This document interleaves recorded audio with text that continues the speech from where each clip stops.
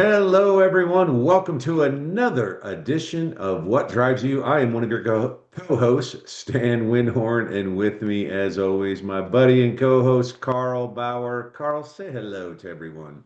Hello, everybody. Thank you for joining us again today. We have a interesting guest because I've known her for a long time and she has a great history and story. Miss Stephanie Whitted. Welcome, Hello. Stephanie.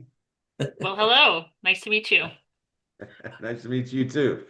So, Carl, this is sort of our second episode where we're going to talk a little bit about NADA, otherwise known as the National Automobile Dealers Association.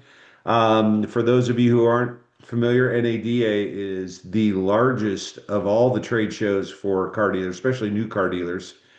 But car dealers will descend on the city this year in 2026. It was in Las Vegas. And hopefully they're there to meet with people who have things to offer car dealers. Lots and lots of vendors. I'm not sure how many vendors. Carl, do you know how many vendors were there this year? Uh, I have a list, pocket list somewhere, but it was probably close to 1,000, don't you think, Steph? At least. I mean, there's Yeah. two completely huge rooms full of vendors all over. So, Yeah, yeah. it takes a while to walk through the whole place, that's for sure. But we did another episode on this and talked a little bit about what Carl and our buddy Sean found at NADA to be new and different. I don't want to prompt too much of that. I'm wondering what Stephanie has to say. So, Stephanie, what was your takeaway? What was maybe the highlight for you with the NADA show this year? So I think, the new trend is AI, right? Everything is AI. So like that really is like the underlying tone of everything that I got, being at NADA. I sat through a couple of the educational classes that, talked about AI because a lot of times I think people just think, oh, just use ChatGTP, right? And I mean, which very helpful in this day and age to kind of spit out some of that stuff that you need with it, sounding so professional and, educated while you say it. But, I think the wave of the future is everything's going to go to AI. And, I think a lot of companies, you have to embrace it because I think it's going to be very helpful. But at the same time, I kind of feel like for some stuff, you're kind of losing that human touch because it is as close as human as possible, but it's still not. Um, Yeah. but, but it was interesting to see a lot of the developments that they've made on it and a lot of the different companies that are switching to that, to give you faster response times and have information a lot quicker at your fingertips. But and with our company, we are trying to start embracing and utilizing AI a little bit more with what we do. I work for an agency, but we still want to be heavily involved on that personal end too. But there's definitely a lot of good resources that can help you out with that stuff today. Well, I purposely didn't lead you on that because you gave the exact same answer that Sean Rain and Carl both gave too, that AI was just, I think Sean said it was an ocean of AI. Hmm. Um, so was there any particular vendor or company that was using AI in a way that impressed you, or you thought, oh, now that's something that would be a good thing for car dealers to have? I don't know that I would say anybody had like anything that was like earth-shattering per se. Um, I did go over and talk to a company called Dealer Ops that I have a couple dealers that do business with it, and they use AI a lot for their templates and different automated responses and stuff. So I looked through quite a few of those, and it's impressive. I mean, you wouldn't necessarily know that you're talking to an AI person. Yeah. But I do feel like, everything is pretty much the same, with that now today. I think everybody's made a lot of the improvements and worked out a lot of the kinks. So it's not like anybody was like head and shoulders above the rest per se. The company I work with, we're one of those companies that offer some AI solutions. I have kind of found when I'm talking to dealers that they're kind of in three different categories. Category one, I tried some AI a couple years ago and it was horrible. And they were probably right. It wasn't really ready for the marketplace yet. So I tried it, didn't like it. I'm afraid to try it, which would be another category.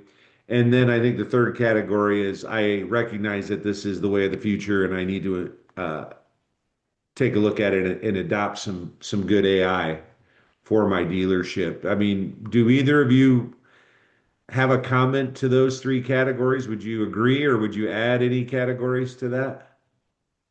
Carl? Yeah, I think you're right on. I mean, the problem and benefit of a lot of the AI stuff is it gets so much better so fast. So for anyone to say they tried it 6 months or a year ago, they haven't tried this AI, right? It's just changing. I mean, I watch a lot of stuff on social media just because we're doing this YouTube stuff. So I'm like after hours, I'm ingrained in it. But the advances in just even the stuff that X is doing with Grok, I mean, it's unbelievable how fast it could, because it's just constantly learning. I think that's one of the benefits of AI is it's never sick, it never sleeps, it never stops learning. And while we're taking, our 8 hour nap at night, it's just learning across the world. So yeah, I don't know, Stephanie, if you thought different. No, I definitely agree. And I think for the people that are afraid of it, I mean, I think it's a lot of the dealers that have been around for a very long time. And again, even back when I started in the car business, which I that was almost 18 years ago now, AI was not a thing, So I think, you made deals on, napkins in the bars after hours and a handshake. So I think, a lot of the people, it's harder for them to embrace the change and kind of see the future. But I think, at some point, I think a lot of them are not forced into it, but kind of a little bit because their competition's doing it. So you don't want to get left behind and not be up on the latest and greatest. So I think it's a slower burn, but I think people are slowly starting to realize the benefit of it. So what you're saying is that the old people who are in automotive are the ones who may be a little hey, why are you pointing, Carl? Don't be pointing at me, man. You're not that far behind me, amigo. I know. All Well, I right. wanted to back, but before you finish that thought, Stan, is Stephanie, we've had a few ladies from the car business on our program. And it always intrigues me because, it's a tough business. It's 80-90% male. And you just pointed out that you've been in this 18 years. So let's back up before we continue the AI stuff and the age stuff, because Stephanie's now, most of your adult life has been in automotive. How'd you get into automotive? It's all been mostly with the same group. So two questions is how'd you get in and what's been your journey? And second of all, I'd like to get your perspective because Stephanie has always been on the dealer side, Stan, until recently, and now she's kind of a vendor. So you probably saw NADA through a little different eyes than before, where everybody was like, Stephanie, buy this, please come over here, come to this party, and now you're selling to the dealers. So your journey and your current role, give us that lowdown. So my journey started, I never actually truthfully wanted to be in the car business. I did the whole went to college and got a degree and spent a bunch of money on, a piece of paper. And I actually worked in Parks and Rec right when I graduated from college, and I was in Illinois, and I worked for a huge sports complex actually, and I ran a bunch of youth sports programs and wore tennis shoes and joggers, sweatpants to work every day. It was great. And then, the economy just took a dump, and that wonderful job kind of went to the wayside because they laid off a bunch of people because of budgets and everything. And I was like, well, what am I going to do? And I had known the owner for the group that I worked for a long time, grew up with his kids and stuff, but never had wanted to go embrace that at all. And so I moved back home after all this, and then ended up running into him one day, and he's like, just come sell cars. He's like, just for a little while. I'm like, I don't want to be a car salesman. And he always had a stigma, right? Like they were slimy, whatever. I just didn't want that. And I'm like, yeah, I don't really want to. And he's very persistent and just kept asking me and asking me. So finally I caved. I'm like, fine, I'll do this for a month. That's it. So I did it for a month, and then all of a sudden you realize, oh, you can make money very quickly doing this. But I'll be honest, I did not love selling cars. I only did that for a very short time. I think maybe a year, if that even. And then a combination of regular sales and internet sales. And then I went into the BDC for a little while, and then I ultimately went into finance. And I stayed in finance for I think close to 12 years. I did F&I, but because, you make the most money in F&I, unfortunately, but you work the longest hours and it's, a lot of stress. And then after that, I went on to be a general manager. I had two stores in Illinois. And then I did that for like a year and a half. And then after that, I transitioned to be a regional manager. So I oversaw three stores, also in Illinois, but in a different area. And that was a wild ride. That was very intense. That did not go as smooth as I would have loved it to. But the stress and the drive kind of got to me after a little while. I was driving like an hour and 20 minutes one way. And then I had the opportunity to move over to the agency side, and I probably couldn't have jumped on it faster because I felt like I was burned out of the car business a little bit. It's 8 to 10 every day. You miss out on a lot of stuff in the evenings, miss out on stuff on weekends, and so this was kind of like a breath of fresh air. So I transitioned to the agency side. It'll be 4 years in September that I left the retail space. And so it's definitely a different perspective, right? And it was a hard transition at first because you did something one way for the longest time and then trying to see it through a different eyes. It was a little bit of a challenge, but it's also been a very good transition for me. So NADA was definitely different, the last few times I've been there as on the vendor side of things, because now instead of people coming to you, you have to go to people. So it's just kind of changing the word track and changing the way you interact and talk to people. Um, but this was probably the best NADA I've been at to date, just because I got involved in a lot more things and I was involved in a lot more meetings with other partners that we want to work with or partners that we're seeking out. And yeah, it was probably the best one that I've been to so far.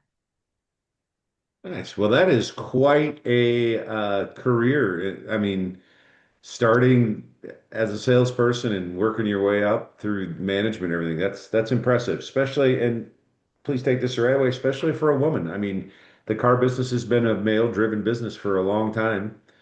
So it does take a special woman to be able to be successful like that. So congratulations on that. All right, Carl, I've asked you this question, but I'm going to ask Stephanie too, and I'm going to ask you again, Carl. Other than AI, can't talk about AI.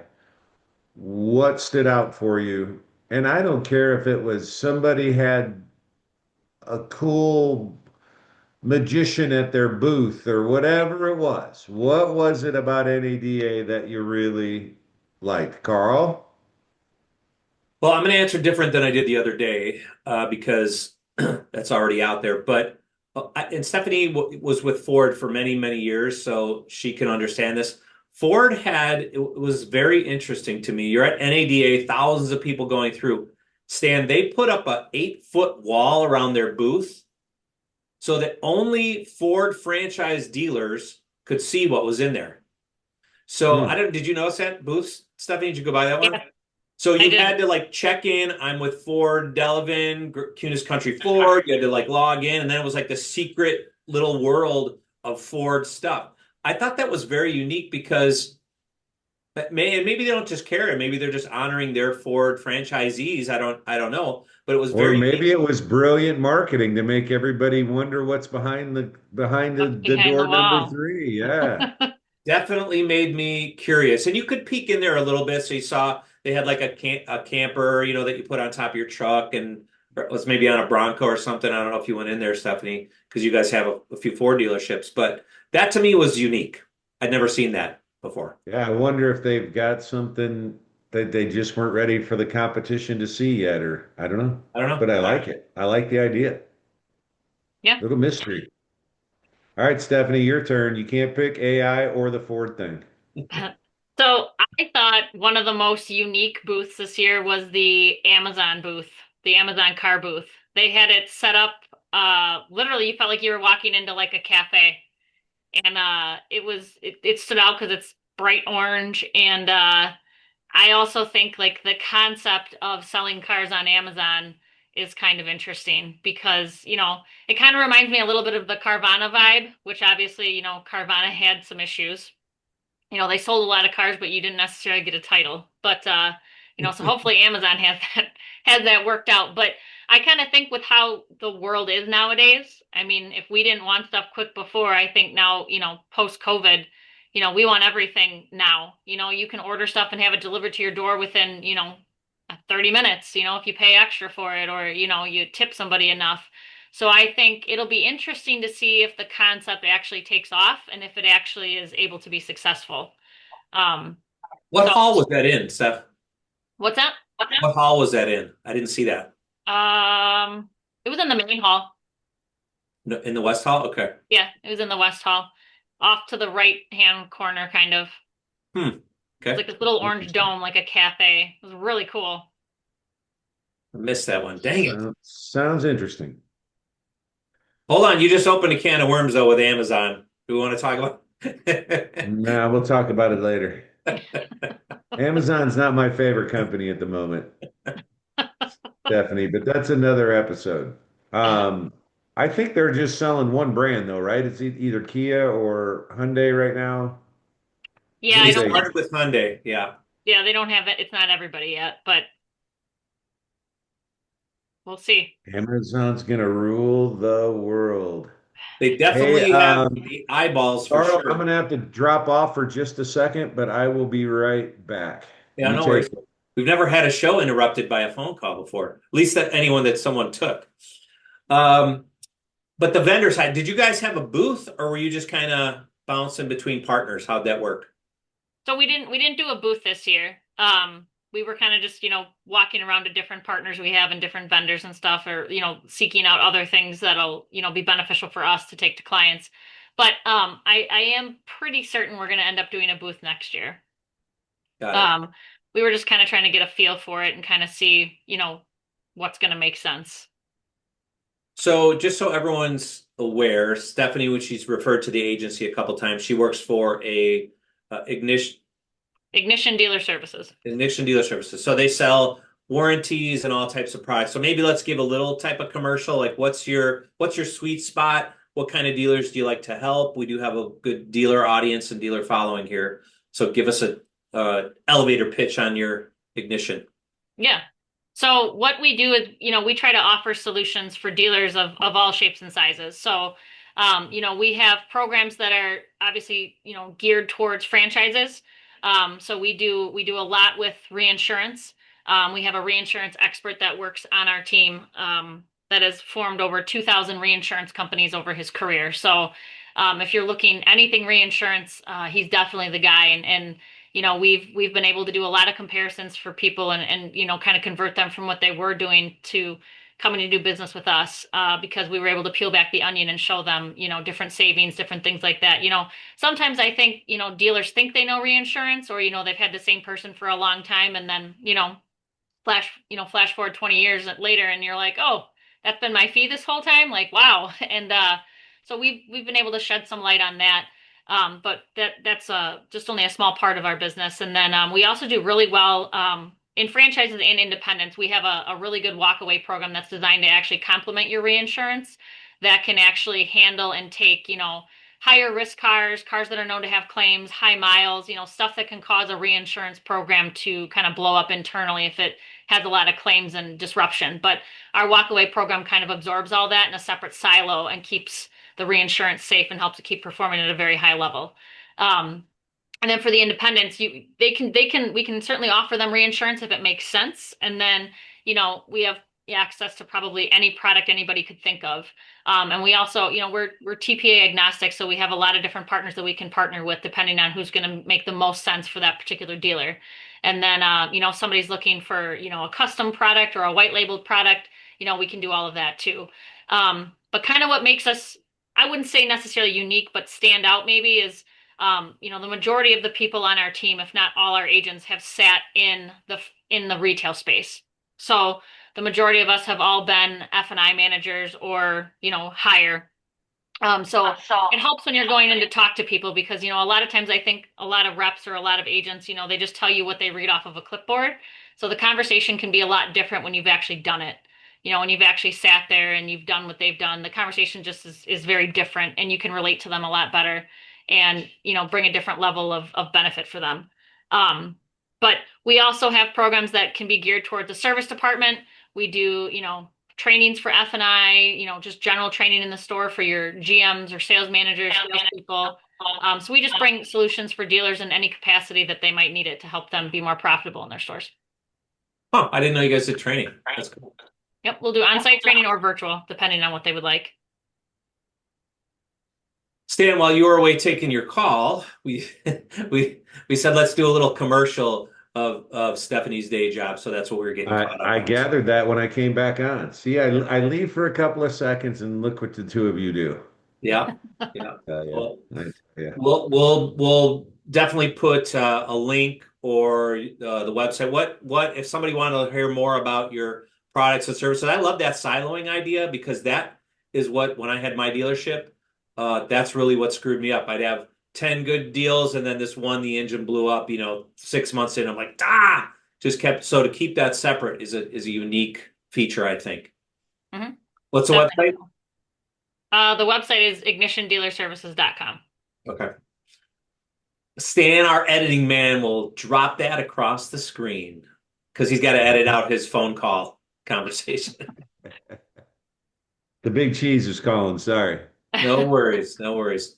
So, It's Stephanie, nice where do meeting you you too. see, we kind of talk about this when we get industry folks here.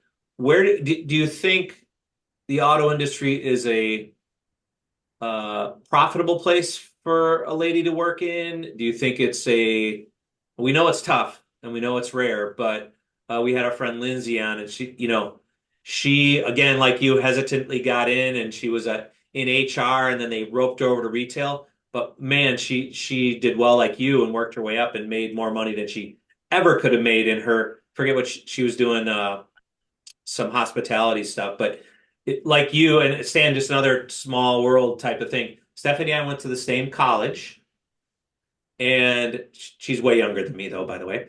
And same field. I didn't know you were PE, outdoor ed, rec. That was my degree at Trinity when I started, and then I saw the jobs drying up, and I was like, "Holy crap! I gotta switch into something else," which I did, and then didn't even use that and went into automotive. So. Yeah, Um, exactly. but tell us, is there an opportunity, I guess, for a woman, a good opportunity for women in automotive? I mean, I definitely think it's a little bit more progressive nowadays where it is a little bit easier to, get an opportunity as a woman in the automotive industry. But I think, a lot of the time and unnecessarily, they usually just get shifted into, office type jobs, right? And they're not really seen necessarily as like an equal competitor. And I've always been very hyper competitive. I mean, I still am to this day. I've just tried to dial it down a little bit more in my old age. But I mean, I think, to be successful, you definitely have to be able to, clap back and fight back sometimes and kind of show people, that just because you're a woman in the industry doesn't mean that you're not as knowledgeable and that you're not as capable. I think women in sales is a powerhouse regardless of the field. Um, I think that, a lot of times, especially the male population, you'd much rather talk to an attractive woman than, a guy, depending on the topic, And I think I had a lot of success in finance because of that. And it's not that I didn't have, some people tell me that, they didn't think I knew what I was talking about or, almost basically insult me when I was the person that walked in, and I had that happen once when I was a GM. They asked to talk to the GM and I'm like, well, I'm the GM. And they're like, oh, you're the GM. Like they were shocked that, it was me. I'm like, well, yeah, so maybe we should start the conversation over if you want my help, kind of a thing. But I do think that it's easier today to get the opportunity. It's still difficult. I mean, I definitely feel like from my perspective, you have to work twice as hard for half the pay. Because I think a lot of times we're not treated equally in that unless you fight tooth and nail for it. So it would be nice if that wasn't, as big of an uphill battle. But, I think if you just stay persistent and you keep pushing that, eventually, you have to prove your worth almost. And I think I was obviously able to do that. And I mean, I hope that I can, help encourage other people out there, if you're female and you want to join the industry to do it, because there definitely is a place for women in the auto industry. And you can't be afraid to try different things. Because I never thought I wanted to sell. And that's how I started. And it just kind of took off and you just keep building on from there and, just don't stop till you're ready or it burns you out, one of the two. Yeah, but I mean, it's for you, for me, I think for Stan, it's all provided us all a very good life. Yep. Um, Tons of connection. I tell people all the time, the car business is great and amazing and fun when it's busy, and when it's slow, it's like being in prison. I mean, it's just because there's nothing you can do, right? The economy or interest rate change, a war has something, and then it's a tough business. So good job sticking it out all these years. Do you think it helped that you had one, a personal connection to the owner? I think you're referring to Greg, um, and Scotty and Dan, but also that you had a kind of competitive advantage because you were in sports and you were competitive and you were in. Did you think that helped, or do you think that didn't matter? Well, I mean, I definitely think the personal connection aspect helped with that. Because obviously knowing those people personally at least gave me the opportunity and at least opened the doors for me. But, ultimately I still had to make something of the opportunity and I had to keep making something for all the other opportunities that followed, or obviously I probably wouldn't have gotten as many as I did.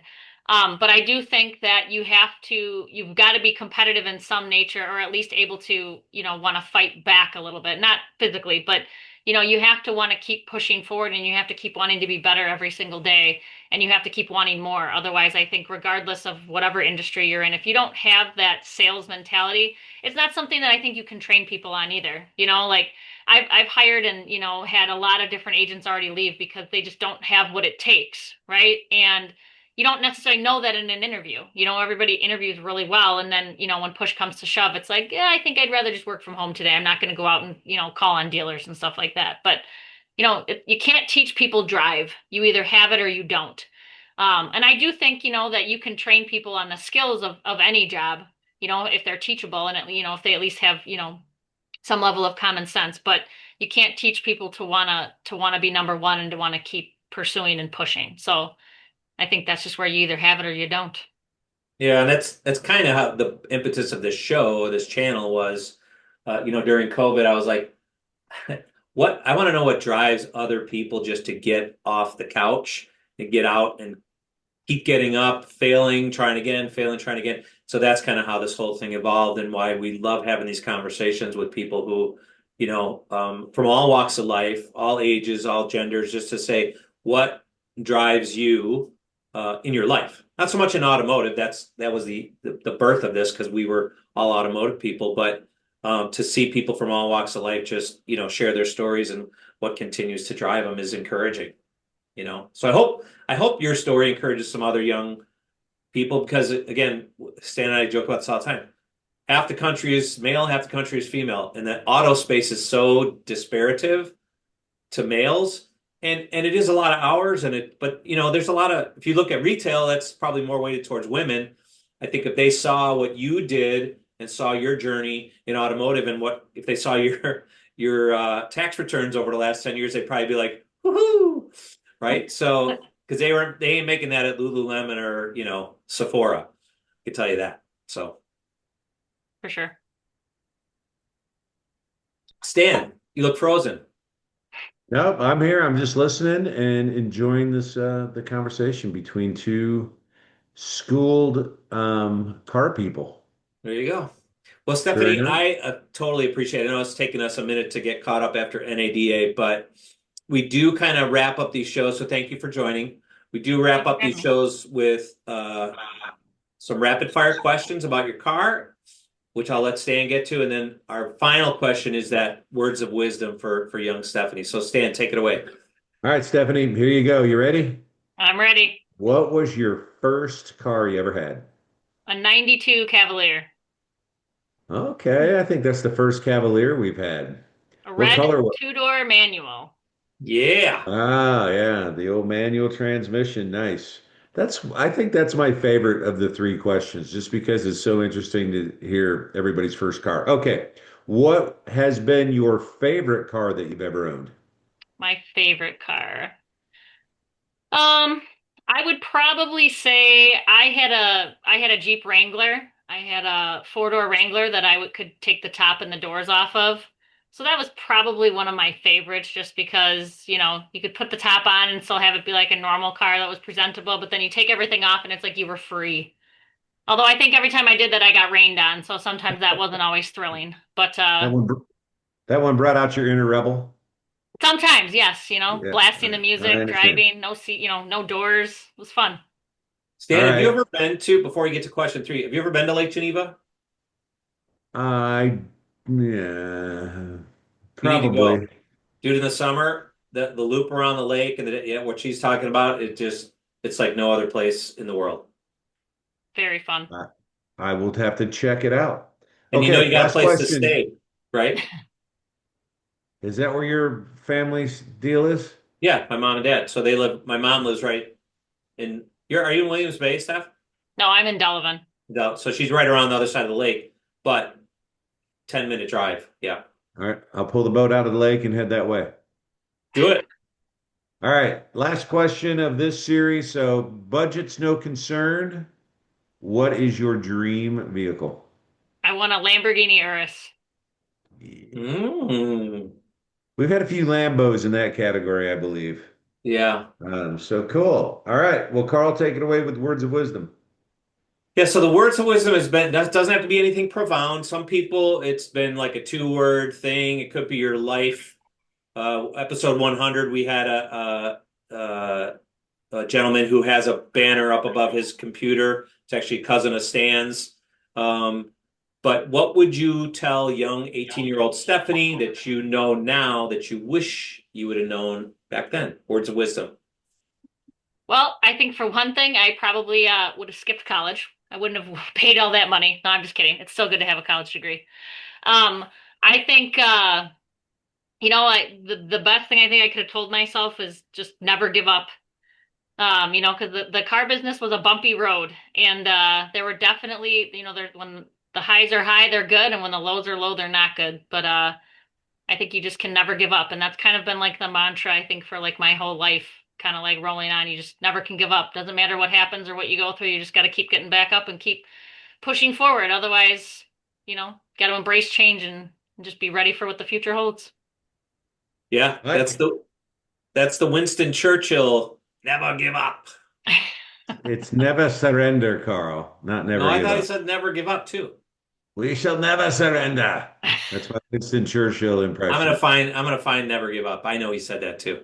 Anyway, All right. thank you. Well, let's have a little.